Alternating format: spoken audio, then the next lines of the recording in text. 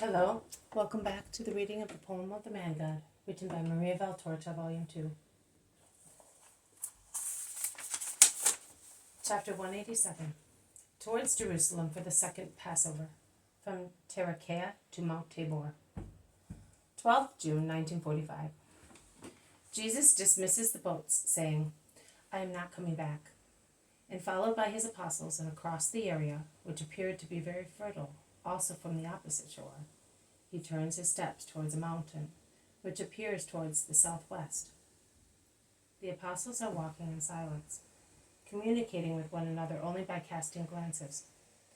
In fact, they are not enthusiastic for the journey across this beautiful but wild area, which is full of bog grass that gets entangled with their feet, of reeds that cause a drizzle of dew to fall on their heads from the edges of the leaves, of hazels that strike their faces with the hard canes of their dry fruit, of willow trees, the fragile branches of which hang down everywhere, tickling them, of treacherous patches of grass that seem to be growing on solid ground, whereas it conceals puddles of water into which their feet sink. They are, in fact, patches of foxtails and tares, growing in tiny pools, and so thick as to conceal the element in which they have come up.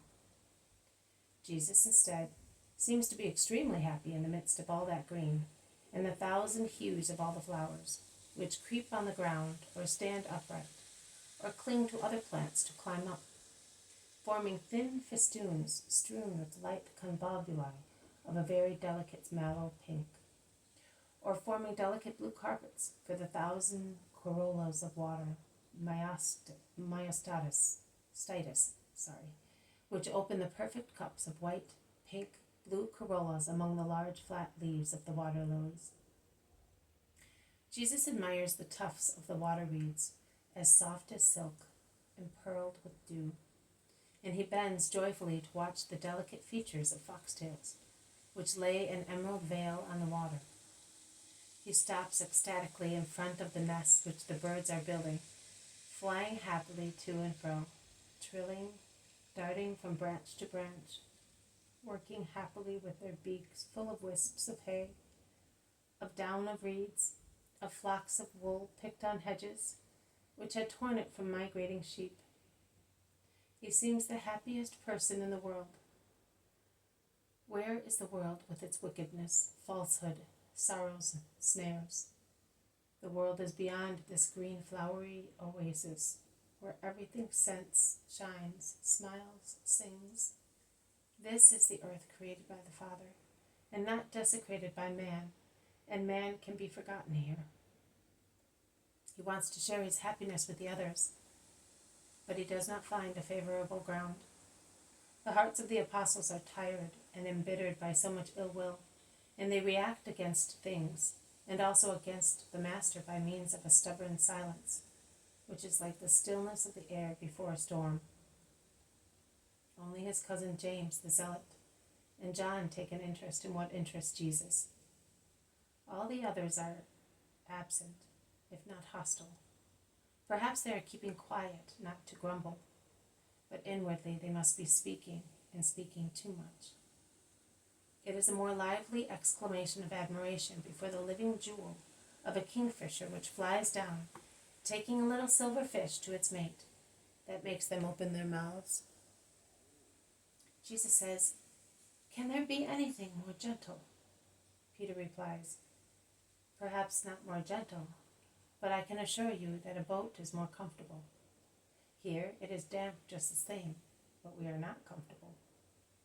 I would prefer the track for caravans to this garden, if you wish to call it so, and I am in full agreement with Simon," says the Iscariot. "It was you who did not want the caravan route," replies Jesus. Certainly, but I would not have given in to the Gergesenes. I would have gone away from there, but I would have continued beyond the river to Gadara, Pelia, and down to the south," grumbles Bartholomew. And his great friend Philip concludes, "The roads belong to everybody, after all, and we could have passed through them as well. My friends, I am so anguished and disgusted. Do not increase my grief with your pettiness. Let me seek some comfort in things which do not know how to hate. The reproach, kind in its sadness, moves the apostles. You are right, Master. We are not worthy of you. Forgive our foolishness. You can see the beautiful because you are holy, and you look with the eyes of your heart. We are coarse flesh, and can only perceive coarse flesh. But never mind. Believe me, even if we were in paradise, we would be sad without you. But with you, oh, it is always beautiful for our hearts. It is only our limbs that refuse, many of them whisper. We will soon be going out of here, and will find a more comfortable ground, even if not so cool, promises Jesus. Where are we going exactly? Asks Peter. To give Passover to those who suffer. I have been wanting to do it for a long time, but I could not. I would have done it going back to Galilee. Now that they compel us to go along roads that we have not chosen, I am going to bless Jonah's poor friends. We will be wasting a lot of time. Passover is near. There are always delays for various reasons. Another chorus of complaints rises to the sky. I do not know how Jesus can be so patient. Without reproaching anyone, he says, please do not hinder me. Endeavor to understand my need to love and to be loved. I have but this solace on the earth, to love and do the will of God. And are we going from here? Was it not better to go from Nazareth? If I had suggested that, you would have rebelled. No one will suspect that I am here, and I am doing it for you, because you are afraid. Afraid? No, we are ready to fight for you. Pray the Lord not to put you to the test. I know that you are quarrelsome, resentful, anxious to offend those who offend me, and to humble your neighbor. I know all that, but I do not know you to be brave. As far as I am concerned, I would have gone also by myself, and along the main road, and nothing would have happened because it is not yet the time. But I feel sorry for you. But I have to obey my mother, yes, also that, and I do not want to upset Simon and Simon the Pharisee. I will not disgust them, but they will disgust me. And where do we go from here? I'm not familiar with this area, says Thomas. We will reach Tabor, we will coast part of it, and we will go to Nain via Endor. From there to the plain of Esdraelon. Be not afraid. Doras, the son of Doras, and Johanan are already in Jerusalem. Oh, it will be beautiful. They say that from the summit, from a certain spot. One can see the great sea, the Sea of Rome. I like it so much. Will you take us to see it? John begs with his kind, childish face raised towards Jesus. Why do you like to see it so much? Asks Jesus, caressing him. I do not know.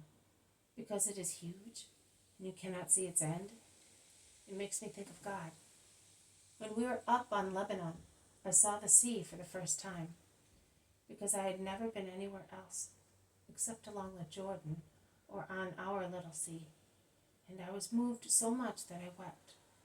So much blue, so much water, and it never overflows.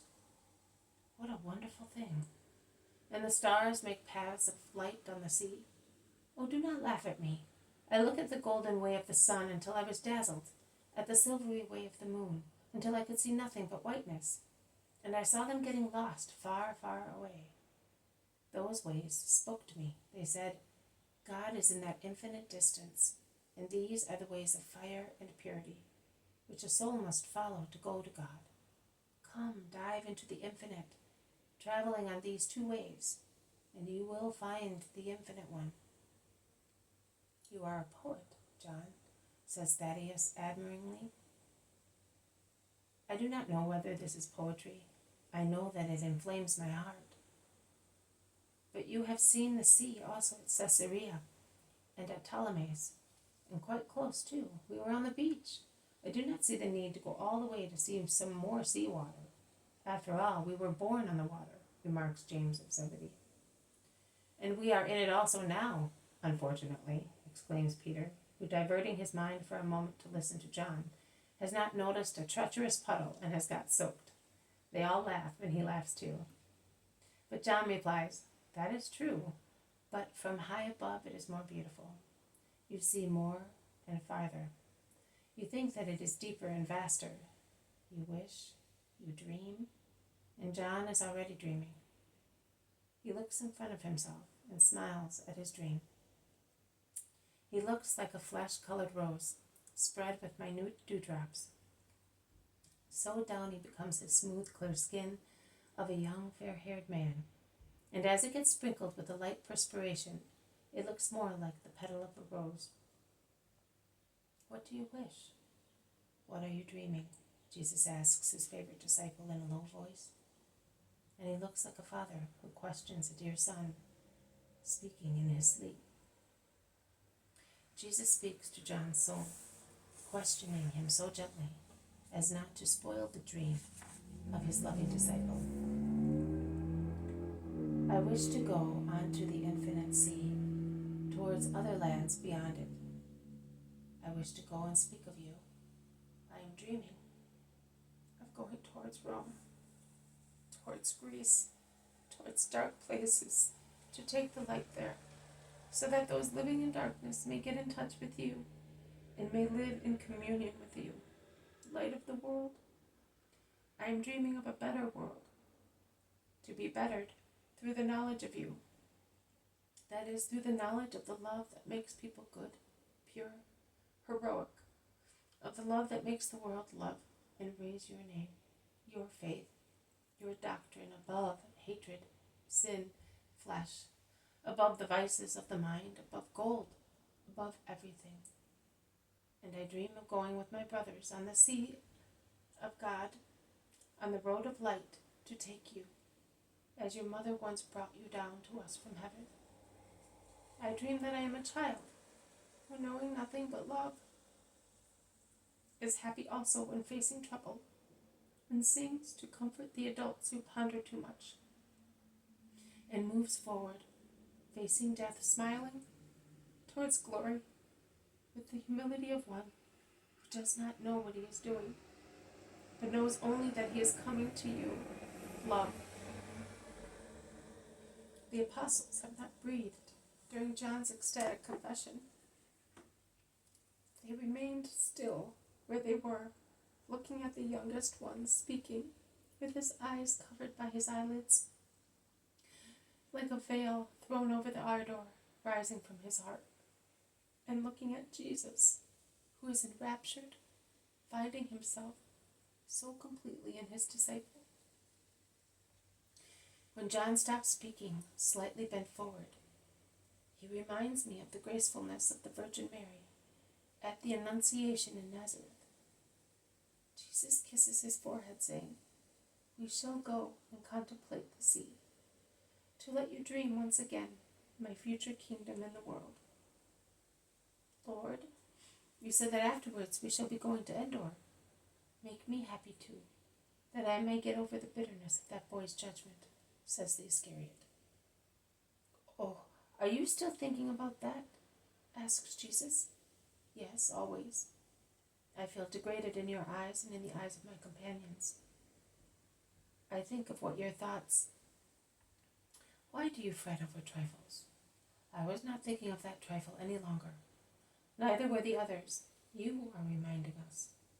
You are a child accustomed only to being caressed, and the word of a little boy seems the sentence of a judge to you. But you must not be afraid of that word, but of your actions, and of God's judgment. But to convince you that you are as dear to me as previously, as always, I tell you that I will satisfy you. What do you wish to see at Endor? It is a poor village among the rocks. Take me there and I will tell you." "All right. But mind it does not cause you to suffer afterwards. If it cannot be painful for him to contemplate the sea, it cannot be harmful for me to see Endor. To see? But it is the desire of what one seeks to see in looking that can be harmful. But we shall go." And they resume the road towards Mount Tabor. the huge mass of which appears to be nearer and nearer, while the marshy aspect of the ground changes, as the soil becomes solid and dry and the vegetation thinner, making room for taller plants and bushes of clematis and blackberries, the new leaves and early flowers of which are a pleasant sight. This has been a reading from the poem of the Man God, written by Maria Valtorta, Volume 2, Chapter 187, Towards Jerusalem for the Second Passover, from Taricheato to Mount Tabor. Thank you for listening. I will see you tomorrow. May God bless you, and may peace be with you.